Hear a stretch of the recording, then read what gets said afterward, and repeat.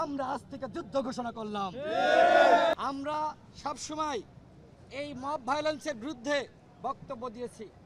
মানুষকে আমরা সচেতন করার জন্য আমরা অসংখ্য কথা বলেছি, কিন্তু আজকে সে আমাদেরকে বলা হচ্ছে আমরা নাকি মব সৃষ্টি করেছি। আমরা সেনাবাহিনীর এই বক্তব্য প্রত্যাখ্যান করছি। সেনাবাহিনীর উদ্দেশ্যে বলতে চাই, আপনারা জনগণের পক্ষে ছিলেন, যে কারণে আমরাও আপনাদের পক্ষে ছিলাম।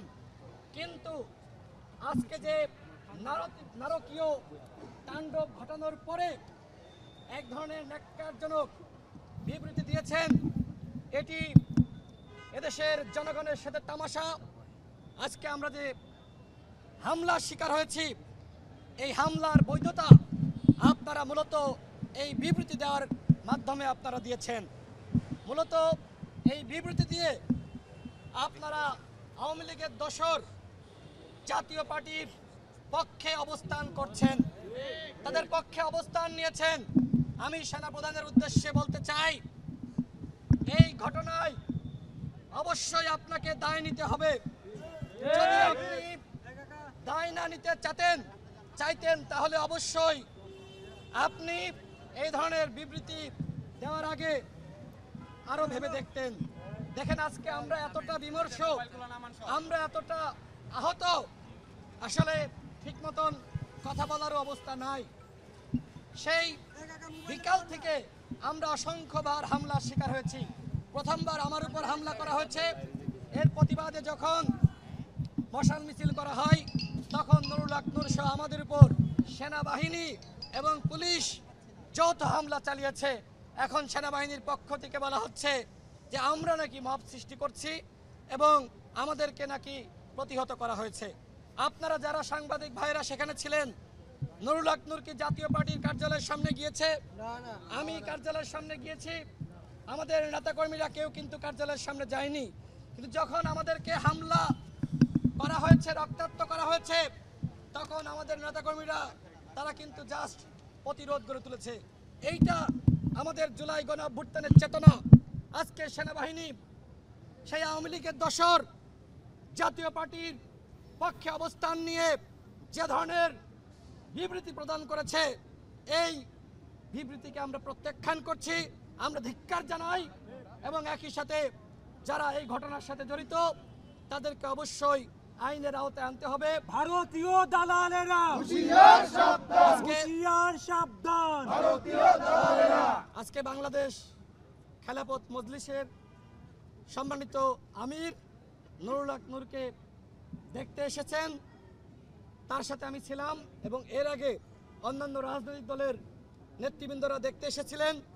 নুরুল হক নূর আইসিইউতে অত্যন্ত সংকটময় মুহূর্ত পাড়ি দিচ্ছে। আমার ডিরেক্টরের সাথে কথা হয়েছে, অন্যান্য ডাক্তারদের সাথে কথা হয়েছে, তারা যেটি বলেছেন নুরুল হক নূরের অবস্থা খুবই খারাপ। তার এই নাক থেকে এই পর্যন্ত পুরোটা ফেটে গিয়েছে, নাক পুরো ফেটে গিয়েছে, তার চোখে ইনজুরি হয়েছে, এই চোখ সে মেলাতে পারছে না। এবং আমি একটি ভিডিও করলাম, আমি দেখলাম যে এই বুকে সেখানেও আঘাত করা হয়েছে, সেনাবাহিনীর বুটের জুতা, সেই জুতা দিয়ে তাকে পাড়ানো হয়েছে। আমাদের নেতৃবৃন্দকে আঘাত করা হয়েছে, আমাদের শতাধিক নেতৃবৃন্দ আহত হয়েছে, রক্তাক্ত হয়ে গেছে, কারোর হাত ভেঙে গেছে, কারোর পা ভেঙে গেছে, কাউকে পঙ্গুতে পাঠাতে হয়েছে, ইসলামী হাসপাতালে চিকিৎসা হয়নি, যে কারণে এখানে আপনারা সাংবাদিক ভাইরা দেখেন প্রায় এইখানে 50 জনের অধিক এইখানে ভর্তি। আজকে আমাদের উপর যেভাবে হামলা চালানো হয়েছে, যেটি মামুনুল হক সাহেব বললেন, এইটা আসলে এক ধরনের প্রথম একটা ট্রায়াল। এর পরবর্তীতে অন্যান্য দলের নেতাদের উপরে বা অন্যান্য দলের নেতাদের সাথে এই ধরনের ঘটনা ঘটতে পারে। সুতরাং এই জুলাইয়ের আমরা যে শক্তি, আমাদের সবাইকে একতাবদ্ধ হতে হবে। আওয়ামী লীগ এবং জাতীয় পার্টি বাংলাদেশে রাজনীতি করতে পারবে না, এইটা আমাদের জুলাইয়ের ঘোষণা ছিল। এখন আমরা স্পষ্টভাবে বলছি, সেনাবাহিনী যদি জাতীয় পার্টির পাশে দাঁড়ায়, আওয়ামী লীগের পাশে দাঁড়ায়, তাহলে কিন্তু এই সেনাবাহিনীর প্রতি মানুষের যে আস্থা বিশ্বাস ছিল সেইটা কিন্তু আর থাকবে না। সুতরাং সেনাপ্রধানকে বলবো, এই ঘটনার দায় আপনি না নিয়ে বরং এর সাথে যারা জড়িত তাদের শাস্তির আওতায় আনুন। আজকে মব বলে আমাদের উপর হামলার যে বৈধতা দেওয়া হচ্ছে, এইটা কি এই বাংলাদেশে কাম্য হতে পারে? যে নুরুল আক্তার ঘোষণা দিয়েছিল সরকারের 90% পতন হয়ে গেছে, 10% ধাক্কা দাও। আওয়ামী লীগের আমলে আমরা 22 বার হামলার শিকার হয়েছি, আর এই অন্তর্বর্তীকালীন সরকারের আমলে আমরা রক্ত দিচ্ছি, আমাদের মেরে রক্তাক্ত করে আইসিইউতে পাঠানো হচ্ছে।